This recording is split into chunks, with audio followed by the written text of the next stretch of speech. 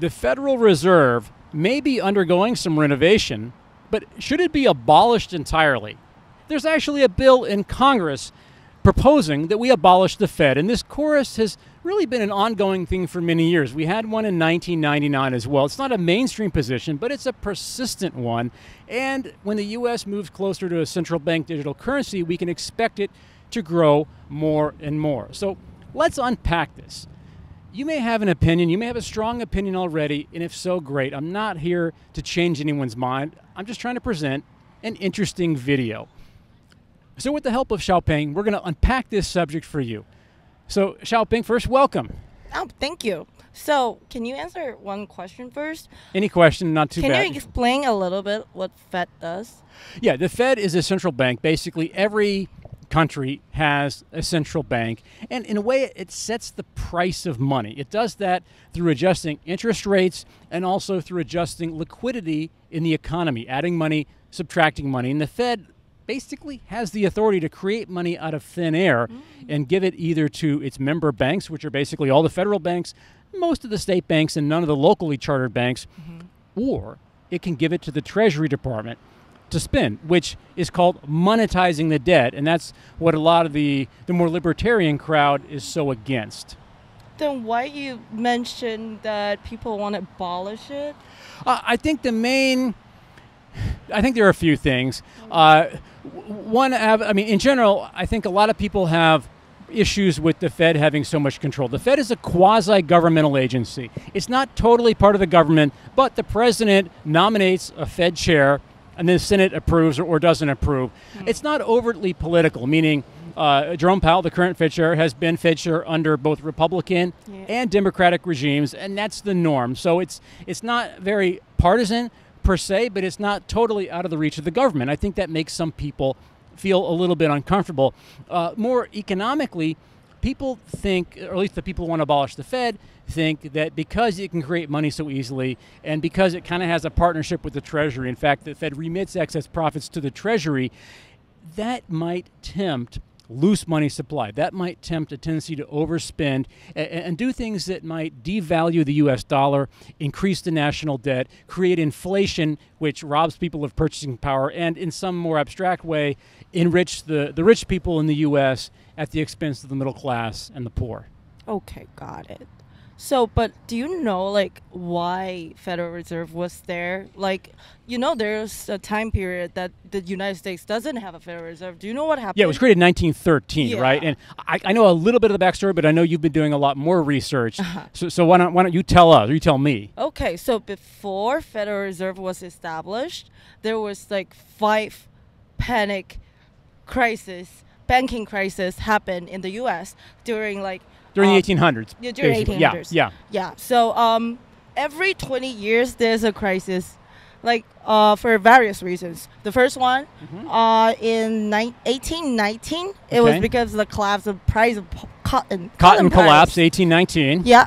And the second one is the collapse of the land price. Land price collapse. Yeah. And then 20 years later, another collapse of insurance company. Insurance crisis. And then 20 years later, there's another financial companies heavily involved in financing railroads. So railroad finance. Yep. And then 20 years later, I'm sensing a pattern. That was 1893. Reading railroad and overextensions of banks and investment, particularly in railroads, collapsed. So a direct rail, not just financing, but also railroad itself collapsed. So basically, roughly every 20 years throughout the 1800s, we had different financial crises. And of course, economics is a social science. And so if people believe a thing to be a certain way, it will have an actual economic reality. And you're saying that led to the creation of the Fed in 1913. Exactly. Because although the reasons are various, you know, like cotton, the land, but the common one is because the lack of like a central authority kind of a thing. You're trying. I can see the look in your eyes. You mean that? Yeah. Got it. So what about the Great Depression? Because in the 1930s, 1929, we had a stock market crash. We had the Fed. We had the Fed, right? But why did that happen? If we had the Fed, they certainly made some mistakes. Do you know what kind of mistakes? Yeah, I mean, I know a little bit. Maybe you had more, but I think Well, one thing I know for sure, we did not have the FDIC then. Yeah. So in other words, that's more of a structural thing. The FDIC provides deposit insurance. That, of course, gives depositors the economic confidence that their money is safe, even if the bank itself fails. They don't need to run for the bank, or take a run at the bank, I guess, and withdraw their money. I believe also, Shaoping, that in contrast to how the Fed and, frankly, other central banks responded to the Great Recession after the global financial crisis, 2008, 2009, in that situation, they lowered interest rates. They increased liquidity. They made money cheap, plentiful, and easy. After the stock market crash in the initial stages of the Great Depression, they did the opposite. They tightened money supply. They raised interest rates, and that made a bad problem worse. In other words, the Fed just made a mistake, and they eventually learned from it. Yeah, so that's why we can see that they improve a lot in the crisis management. In no matter like the Great Recession or the COVID-19. But speaking of COVID, but some people, in terms of the anti-crowd, right? They don't like how the Fed reacted.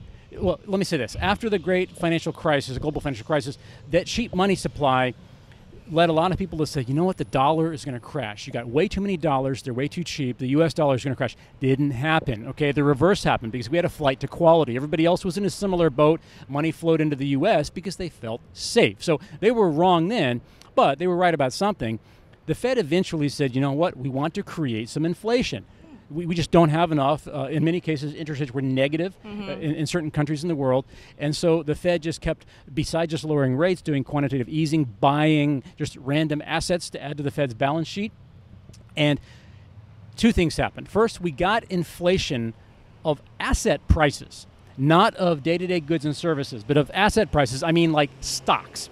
And so that essentially made the wealthy people wealthier without helping the average people. And then finally we did get that day-to-day goods and service inflation, but we got more of it than we expected. It was more than 9% at its highest rate, and at least for the first couple of years, prices of goods and services moved up a lot faster than wage inflation, and so people lost spending power. Now I will add, for the past 2 years, wages have increased at a higher rate than goods and services. So people may be complaining, yeah, my butter is costing more, but you're probably making more money too. Again, it wasn't that way before, so I'm sympathetic. But I would argue that the Fed, after that, though, has been pretty responsive. And like I said, I'm a Jerome Powell fan. I think it's easy to bash the Fed, but he's done a decent job of engineering an economic soft landing. We have 3.8, 3.9% unemployment. That's near 50-year record low numbers. We have pretty strong GDP growth. The U.S. household is as strong financially as the U.S. household has ever been. So in other words, this recession we've supposed to been having, it just hasn't come. I'm not saying it won't come. I'm not saying we won't have a stock market that goes down or at least flat for a long time. But at least so far, I think the Fed has learned. I think the Fed has done a decent job. So, I mean, my view is I don't get this idea of abolishing the Fed. I think when people say let's abolish the Fed, it's more like code speak for, I feel upset at the Fed. I feel angry at the Fed. I don't like inflation. I don't like the central government having so much power. I don't know that it's a solid structural argument in the sense I don't think there's any country, including the U.S., that has successfully had a sovereign currency without at least a somewhat independent central bank. We've had crises with central banks. We had Zimbabwe. We've had Cuba. We've had where else? Weimar Republic maybe. But I think in those cases, the central bank was actually not very independent. It was more political, and so it was more beholden to the ebbs and flows of politics. And I think it's important to separate that central bank to maintain the sovereign currency's credibility. So I would say this: if you want to, and this is just my view, okay? If you got a view, I'm not trying to change your view, but if you do want to abolish the Fed, if you're of that mindset, go all the way. Okay, support a truly non-sovereign currency, like what PayPal was originally intended to be. It was intended to be a non-dollar way of people paying, and it just ended up being a nice tech solution. Or maybe what some people are trying to make crypto, that would be a truly international way to pay that would not be beholden to one country's system. The U.S. dollar is obviously the closest default. I think 71% of trade is denominated in U.S. dollars, which has been fairly consistent for a while. But in other words, I don't think there's a middle ground. If you want a sovereign currency, great. I think you need at least a semi-independent central bank to oversee that. If not, go all the way, okay? get a totally separate currency that's not connected to one particular nation. I don't have a lot of faith in the middle ground of a sovereign currency that's not overseen by a central bank. But I'm not an economist. These are just my own personal views. I think this is an interesting topic, and I think we'll hear more about this topic, as I mentioned at the top, once we roll out, which I believe is coming for sure, central bank digital currencies, because that's going to give the technology basically has consistently given governments more power. Yep. Okay, whether it's surveillance, whether it's military technology, whatever it is, financial technology now, technology gives more power to the government, and CBDCs will certainly do that. I don't think we have a choice there.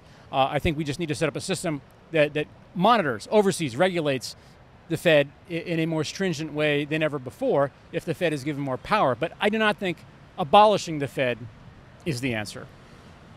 Thank you.